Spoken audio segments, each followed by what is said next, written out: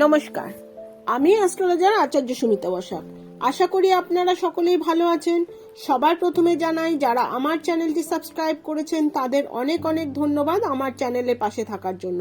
আর যারা এখনো আমার চ্যানেলটি সাবস্ক্রাইব করেননি, আশা করব তারা অবশ্যই আমার চ্যানেলটি সাবস্ক্রাইব করবেন। আজ এই পর্বে সমস্ত মাদের উদ্দেশ্যে বলবো না, শুধুমাত্র যে সমস্ত মায়েরা তার সন্তানের ভালো চায় না তাদের উদ্দেশ্যে আমার এই আলোচনা।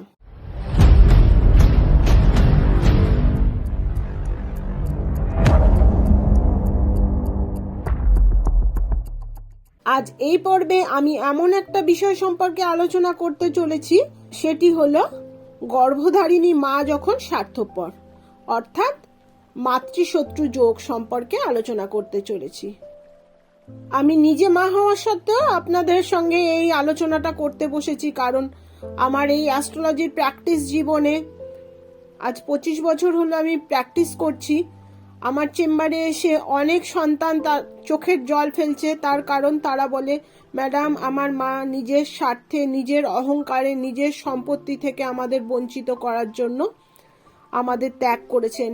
এমনও বলেন তাদের মারা যে তোকে ত্যায্য করলাম। তারা বলেন, ম্যাডাম আমাদের এখন কি হবে, কারণ আমাদের যা সঞ্চিত অর্থ আমরা সব নিজের সম্পত্তি মনে করে তো মায়ের সম্পত্তিতেই সমস্ত বাড়ি ঘর তৈরি করেছি, সেখানে বসবাস করছি এতদিন ধরে।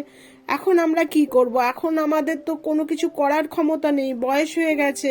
এখন তো তাহলে আমাদের এই সংসার, বাচ্চা, সন্তান নিয়ে পথে বসতে হবে। আর এখন তো আমাদের সেই রকম ক্ষমতাও নেই যে আমরা আবার নতুন করে সম্পত্তি তৈরি করব, কাজ করব, বয়স হয়েছে সেই কারণে। এইরকম সংসারে তৃতীয় ব্যক্তির প্রবেশের কারণে বা অজ্ঞাত কোনো কারণে সম্পত্তি থেকে বঞ্চিত হয়ে পরিবার নিয়ে পথে বসতে চলেছি। এরকম ভুরি ভুরি উদাহরণ আর চোখের জলের কারণে আমি এই রকম পর্ব নিয়ে আলোচনা করতে চলেছি। কারণ তখন তারা বলে, তাহলে আমাদের জন্ম ছকে কি মাতৃসুখ নেই? তাই আমি আগে মাদের উদ্দেশ্যে কিছু একটু কথা বলতে চাই। যখন আমি তাদের চোখের জল দেখি তখন আর নিজের চোখের জল আমি ধরে রাখতে পারি না। তাই সেই সমস্ত মাদের উদ্দেশ্যে আমি বলতে চাই, মা একটি এমন শব্দ, এই শব্দটি পৃথিবীর সমস্ত শব্দের মধ্যে বিশেষ একটি গুরুত্বপূর্ণ শব্দ। যেই শব্দের শত শত বাধা কেটে যায়, যেই শব্দ উচ্চারণে সমস্ত শত্রু দূরে সরে যায়। মা হচ্ছে এমন একরকম শক্তি যে তার শত কষ্টের মধ্যেও সে তার সন্তানকে 9 মাস গর্ভে ধারণ করে, মাতৃদুগ্ধ পান করে তার সন্তানকে বড় করে তোলে। মা নিজে না খেয়ে সন্তানকে খাওয়ান, 2 হাত দিয়ে নিজের সন্তানকে আগলে রাখেন। প্রকৃতির নিয়মের সঙ্গে সঙ্গে এটাই চলে আসছে। তবে বর্তমানে আমার প্র্যাকটিস জীবনে আমি দেখছি বেশ কিছু মা তাদের সন্তানদের ত্যাগ করছে শুধুমাত্র জমি জমা ও সম্পত্তির কারণে, নিজের ভালো থাকার জন্য বা অন্যকে কিছু সুবিধা পাইয়ে দেওয়ার জন্য।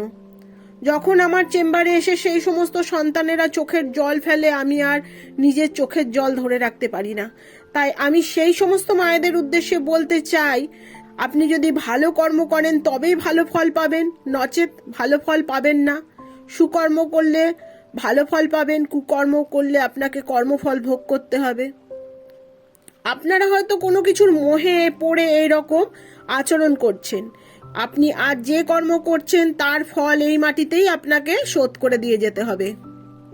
আপনি হয়তো কারুর ঠাকুমা, কারুর দিদিমা বা কারুর মা যে সম্পত্তি থেকে তাদের সন্তানকে, তাদের নাতিপুতিদের বা তাদের মেয়েদের বিতাড়িত করছেন। পরবর্তীকালে এটা কি হচ্ছে, যে তাদের যে সন্তানেরা আছে তারা দেখছে যে আমার ঠাকুমা, আমার দিদিমা এরকম ভাবে আমাদের সঙ্গে ব্যবহার করছে এবং আমার বাবা মার সঙ্গে এরকম ব্যবহার করছে, আমরা আজকে রাস্তায় নেমে এসেছি। তখন কি সেটা আপনাদের পক্ষে ভালো হবে? সেই ফলটা কোনোদিনই ভালো হবে না। কেন? একদিন আপনার দেহ পড়ে যাবে। দেহ পড়ে গেলে তখন হয়তো আপনি বিছানা থেকে উঠতে পারবেন না, তখন এই নাতিপুতিরাই আপনাকে দেখবে।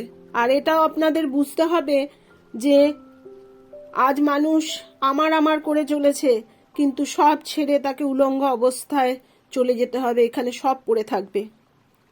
এটাই হচ্ছে ভবিতব্য, এটাই হচ্ছে প্রকৃতির নিয়ম।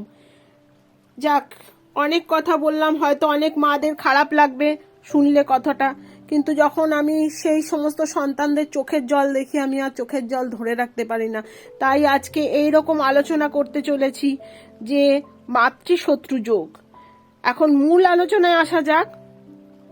মাতৃশত্রু যোগের বিচার করব আমরা কোথা থেকে? 4th হাউস থেকে, কারণ 4th থেকে আমরা মায়ের বিচার করি।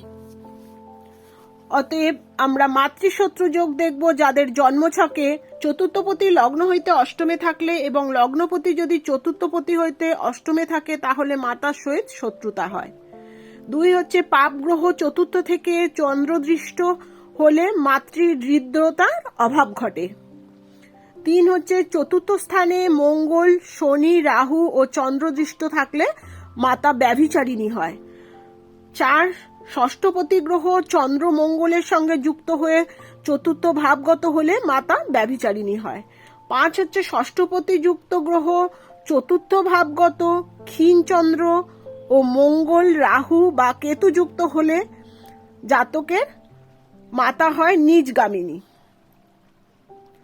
6 হচ্ছে চতুর্থ ভাব পাপযুক্ত হলে অথবা চতুর্থপতি দুর্বল ও পাপযুক্ত হলে সেই জাতকের অর্থ থাকা সত্ত্বেও দুঃখ ভোগ করতে হয়।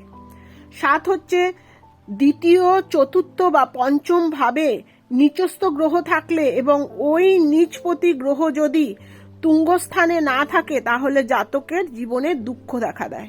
আজ আমি আপনাদের এই 7টি যোগ সম্পর্কে আলোচনা করলাম, কিন্তু আমি যদি আরো বেশি বলতে চাই ভিডিওটা অনেক বড় হয়ে যাবে। তাই বলবো যে সমস্ত জাতক জাতিকাদের জন্মছকে এই সমস্ত যোগগুলো থাকবে এবং দশা অন্তর্দশা চলবে সেই সময় তাদের সঙ্গে এই রকম ঘটনাগুলি ঘটতে পারে। অতএব আপনারা অবশ্যই আপনাদের জন্মছক বিচার করে জেনে নিন চতুর্থ ভাব কি অবস্থায় রয়েছে। আপনারা ভালো অ্যাস্ট্রোলজার দিয়ে বিচার করে নিন।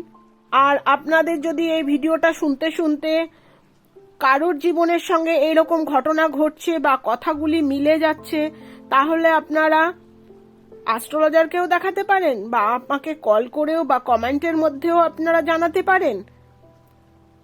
যদি আপনাদের এই ভিডিওটা ভালো লাগে তাহলে আপনারা ভিডিওটা লাইক, কমেন্ট, শেয়ার করবেন, অবশ্যই সাবস্ক্রাইব করবেন, পাশে থাকা বেল বাটনটি ক্লিক করবেন যাতে আমার আপলোড করা ভিডিওগুলো আপনাদের কাছে পৌঁছে যায়। পরবর্তী পর্বে জ্যোতিষ সংক্রান্ত বিষয়ে আরও ভিডিও দেখতে আমার চ্যানেলটি ফলো করুন। জ্যোতিষ সংক্রান্ত বিষয়ে আরও যোগ নিয়ে আমি আলোচনা করব। প্রত্যেকে ভালো থাকবেন, সুস্থ থাকবেন, সাবধানে থাকবেন। আজ এই পর্যন্ত। নমস্কার।